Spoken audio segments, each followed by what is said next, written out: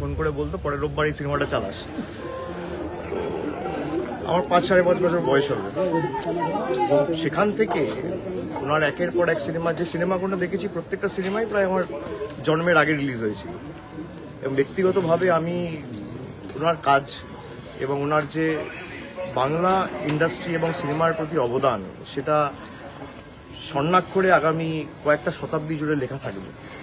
এবং আজকে যে মূলত আমার আশা, আমাদের রাজ্য সরকারের তরফ থেকে 15 বছরে আমাদের যে গৌরবোজ্জ্বল 15 বছর উন্নয়নের কর্মসূচি আমরা গত 15 বছরে করেছি বা কর্মযোগ্যগুলো হয়েছে বিভিন্ন ক্ষেত্রে, সামাজিক সুরক্ষা থেকে, স্বাস্থ্য থেকে, শিক্ষা থেকে, পরিকাঠামোগত উন্নয়ন থেকে, পর্যটন থেকে, কৃষি থেকে, তার একটা বিস্তারিত খতিয়ান আমি রঞ্জিতবাবুর হাতে তুলে দিয়েছি।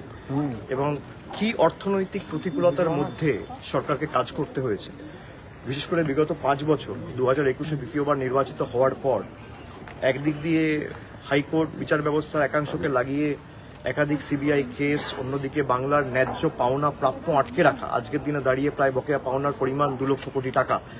এবং তারপরেও যে রাস্তাঘাটের কাজ, আবাস যোজনা, লক্ষ্মীর ভাণ্ডার, স্বাস্থ্যসাথীর মতো একাধিক যুগান্তকারী প্রকল্প। আগে সিপিএম এর আমলে আপনারা দেখেছেন যে সরকারি কর্মচারীরা মাইনে পেত না এবং কোনো রকম কোনো আর্থিক বঞ্চনা ছাড়াও সিপিএম সেটা করতে পারেনি, তার সমাধান করতে পারেনি। আজকে এত কিছু করার পর কেন্দ্রীয় সরকারের বৈমাতৃসুলভ আচরণ, আমার কোনো রাজনৈতিক কথা হয়নি, কিন্তু আমাদের যে রাজ্য সরকারের যুগান্তকারী প্রকল্পগুলো সেগুলো আমরা বিস্তারিত বলেছি। আমার সাথে সিনিয়র মন্ত্রী মমতা বন্দ্যোপাধ্যায়ের দীর্ঘদিনের সহযোদ্ধা সতীর্থ সম্মানীয় শোভনদেব চট্টোপাধ্যায়ও ছিলেন। আমাদের বিস্তারিত আলোচনা হয়েছে এবং আমাদের যে কর্মসূচিগুলো আমরা করেছি সেগুলো নিয়ে আমি রঞ্জিতবাবুকে অবগত করেছি এবং উনি খুব অ্যাপ্রিসিয়েট করেছেন।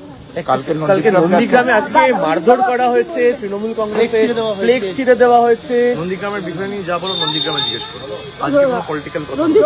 আপনি কি বলবেন, কেমন খুব ভালো লাগে, এইটুকু বলছি, খুব ভালো লাগে। Thank you. अब ट्रांसलेट कर लो।